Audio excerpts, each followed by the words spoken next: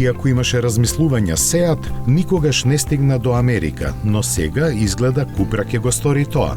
Проширувањето на гамата на шпанската марка им овозможува поамбициозни глобални цели и ширење на досега неосвоени пазари. Планот за тоа наводно е веќе направен, но од компанијата во овој момент не се расположени да го споделат со јавноста. Подготовките подразбираат отворање нови продажни објекти и вработување стручни продажни соработници и сервисен персонал. Тие засега се одвиваат само на европско тло, но стратегијата за глобализација на брендот опфаќа истражување и на северноамериканскиот пазар.